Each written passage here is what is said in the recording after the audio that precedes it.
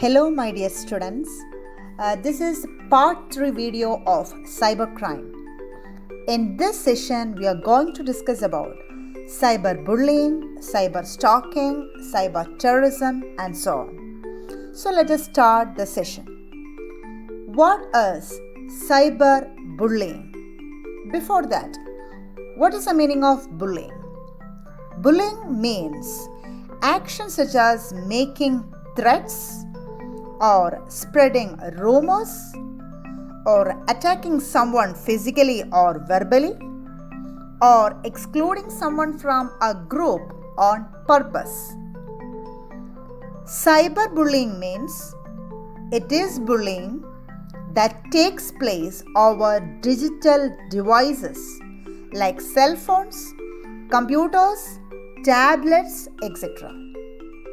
Cyberbullying can occur through SMS, text, or online in social media.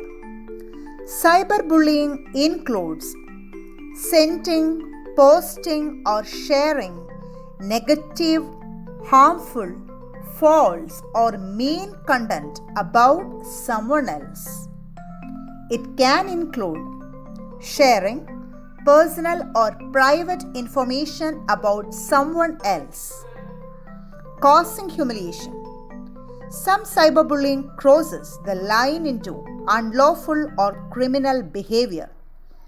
Victims of cyberbullying may experience lower self-esteem, increased suicidal tendency, and various negative emotional responses like being scared, frustrated, angry, or depressed. The most common places where cyberbullying occurs are social media platforms such as Facebook, Instagram, etc.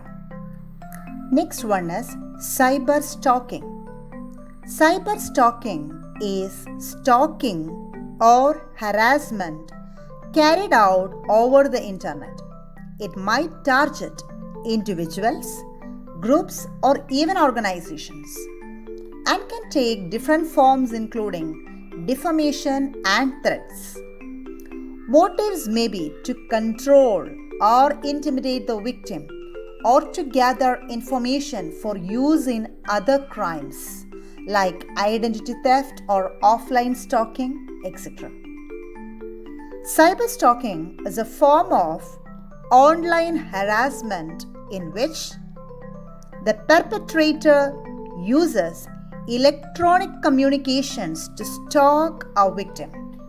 This is considered more dangerous than other forms of cyberbullying because it generally involves a credible threat to the victim's safety.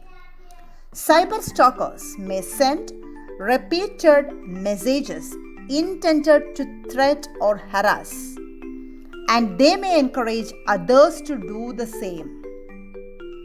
Cyberstalking can take many different forms, but in the broader sense, it is stalking or harassment that takes place through online channels such as social media, then email, etc. It is typically planned and sustained over a period of time. You just imagine, you have received a few negative comments on FB for your post, and it may upset you, but this is not cyberstalking yet. But once you start receiving unwanted and annoying messages repeatedly and feel harassed, that is, cyberstalkers might terrorize victims by sending unpleasant messages systematically, perhaps even several times a day. It is probably a good idea to report this to both the website owners and law enforcement agencies. They can have many motives, including revenge, anger, control, or even lust.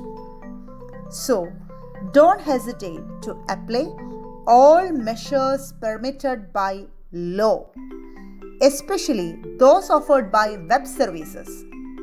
If tools are there, block anyone who you wish to stop hearing from, even if these messages are just annoying and not yet threatening. Only you can decide when this boundary has been passed. We have to be very careful regarding these type of crimes, especially with regard to our children. Make our children aware that cyberbullying is a punishable crime, so that neither do they indulge themselves in cyberbullying, nor do they let anyone tease them. And ask them, do not delete offensive messages if they receive, because it will help the police in investigation. Next one is cyber terrorism. Cyber terrorism is the use of the computer and internet to perform violent acts that result in loss of life. This may include different types of activities, either by software or hardware, for threatening life of citizens. In general, cyber terrorism can be defined as an act of terrorism committed through the use of cyberspace or computer resources. Next one is cyber extortion. Cyber extortion occurs when a website or computer system is subjected to or threatened with repeated denial of service or other attacks by malicious hackers. These hackers demand huge money in return for assurance to stop the attacks and to offer protection. One form of cyber extortion is the ransomware attack. Here, the attacker gains access to an organization's system and encrypts its documents and files, anything of potential value, making the data inaccessible until a ransom is paid. This is what cyber extortion.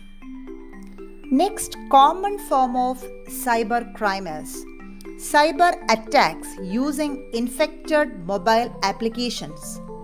People become habitual users of certain mobile applications. As a result, they ignore security warnings.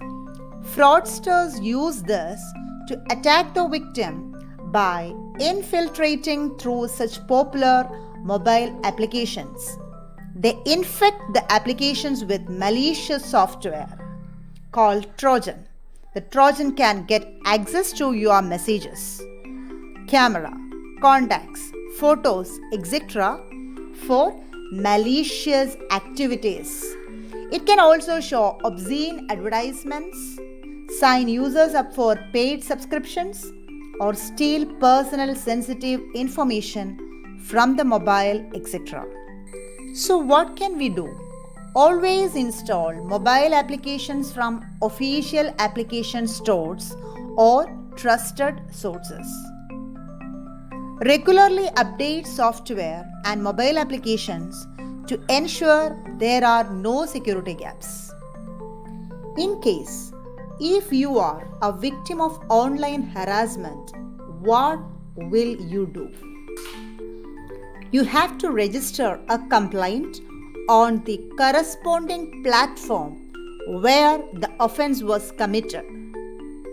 Most of the social media platforms have a clear procedure in place for reporting any abuse or other nasty offenses. We must make sure that we report such activities in the very initial stages of its occurrence. Last but not the least, don't hesitate to visit the nearest police station. And you also have to report cybercrime complaints online. For that, you can visit National Cybercrime Reporting Portal.